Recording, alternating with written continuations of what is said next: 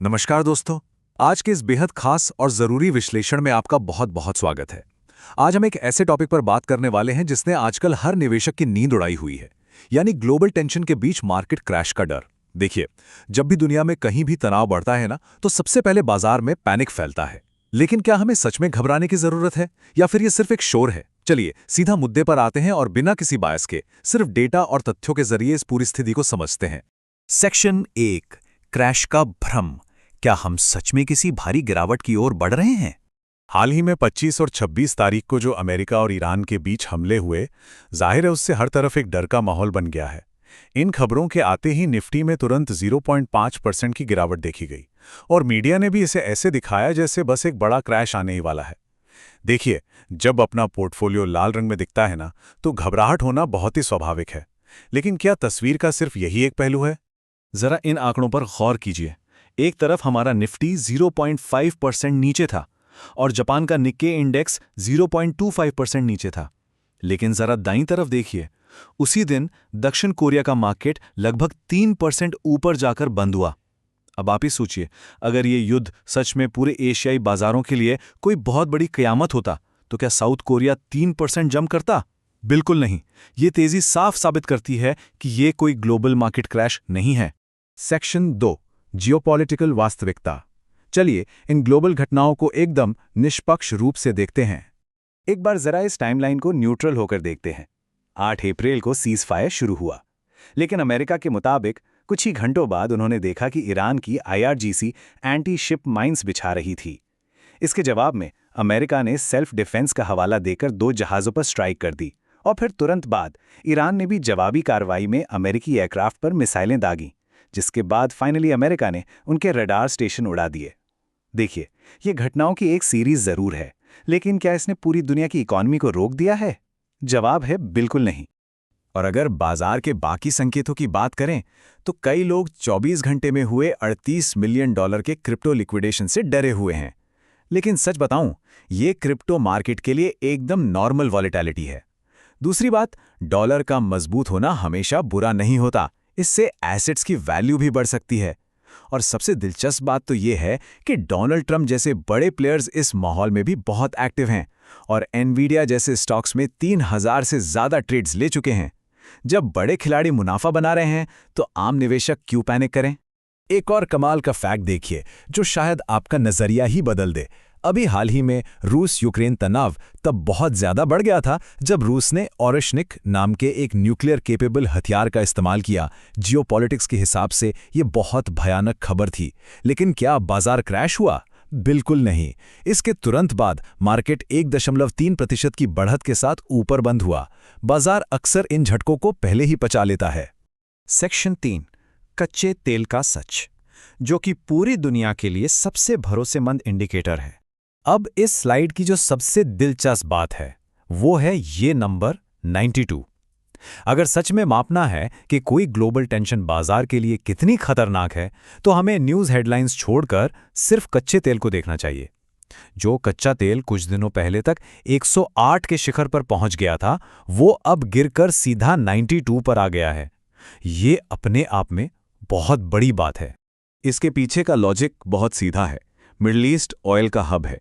अगर ये America Iran का हमला वाकई कोई बहुत बड़ा ग्लोबल खतरा होता, तो कच्चे तेल के दाम आसमान छू रहे होते, ना कि इस तरह निचले स्तर पर ट्रेड करते। तेल का ऐसे नीचे आना इस बात का पक्का सबूत है कि यह सिर्फ एक रूटीन करेक्शन है, कोई क़यामत नहीं। सेक्शन 4, घबराकर अपनी होल्डिंग्स न बेचें। इस अस्थिर बाजार में अपनी भावनाओं पर नियंत्रण कैसे रखें, चलिए देखते हैं। देखिए, रिटेल निवेशक सबसे बड़ी गलती यही करते हैं कि वो अपनी SIP रोक देते हैं या डर कर स्टॉक्स बेच देते हैं। अगर हम निफ्टी का टेक्निकल एनालिसिस देखें, तो आज ये लगभग 24,000 पर है। वर्स्ट केस सिनेरियो में क्या होगा? निफ्टी 20,000 तक गिर जाएगा, राइट?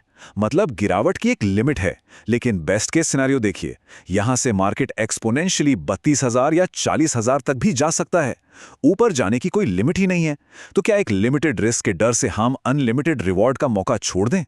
एक बहुत ही शानदार कहावत है जो एकदम सटीक बैठती है। आप अपनी प्रॉपर्टी या खानदानी सोना तब नहीं बेचते जब उनकी कीमतें थोड़ी गिर जाती हैं। तो फिर अपने स्टॉक्स क्यों बेचें? बिल्कुल सही बात है। रियल एस्टेट या गोल्ड के दाम हम रोज चेक करके घबराते नहीं हैं, तो फिर अच्छे स्टॉक्स के साथ ऐसा क्यों? ये भी हमारी लंबी अवधि की संपत्ति हैं जिन्हें पैनिक में बेचना बिल्कुल बेवकूफ़ी है।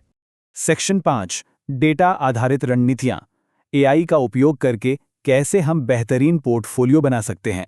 और ये कितनी बेहतरीन तरीके से काम करता है, जरा 1 साल के इस रिटर्न को देखिए। भावनाओं से बचने का सबसे अच्छा तरीका है डेटा पर भरोसा करना। जहां नॉर्मल निफ्टी इंडेक्स ने पिछले 1 साल में -1.2% का रिटर्न दिया, वहीं इन्वेस्टिंग प्रो की एआई द्वारा चुनी गई निफ्टी 20 स्ट्रैटेजी ने शानदार 23.8% का पॉजिटिव रिटर्न दिया। जब आप पूरे बाजार की जगह एआई से चुने बेहतरीन 20 स्टॉक्स में फोकस करते हैं तो नतीजे आपके सामने होते हैं। अगर आपको निफ्टी के नंबर्स इंप्रेसिव लगे तो जरा मिड कैप बाजार का ये जादू देखिए। पिछले 5 सालों में नॉर्मल मिड कैप इंडेक्स ने 211% का रिटर्न दिया, लेकिन उसी दौरान एआई मिड कैप स्ट्रैटेजी ने सीधा 800% का छप्पर फाड़ रिटर्न दिया है। ये होता है डेटा द्वारा फिल्टर किए गए सही स्टॉक्स चुनने का कमाल। और जब बात स्मॉल कैप की आती है तो आंकड़े सच में हैरान कर देने वाले हैं। नॉर्मल स्मॉल कैप इंडेक्स का रिटर्न था 174%, लेकिन दूसरी तरफ देखिए एआई स्मॉल कैप स्ट्रैटेजी का रिटर्न पूरे 2000% रहा है। जी हां, 2000%। ये इस बात का सबसे बड़ा सबूत है कि पैनिक सेलिंग करने के बजाय डेटा के हिसाब से सही स्टॉक्स होल्ड करना कितना ज्यादा फायदेमंद होता है। और पता है सबसे अच्छी बात क्या है? इसे फॉलो करना कोई रॉकेट साइंस नहीं है, बस 3 बहुत ही आसान स्टेप्स हैं। पहला, एआई खुद डेटा एनालिसिस करके टॉप 20 स्टॉक्स चुन लेता है। दूसरा, आपको बस हर महीने की 1 तारीख को Bharat market out performers list check करनी है। और तीसरा, जो नए स्टॉक्स आए हैं उन्हें खरीद लीजिए और जो हट गए हैं उन्हें बेच दीजिए। बस महीने में सिर्फ 1 दिन का काम।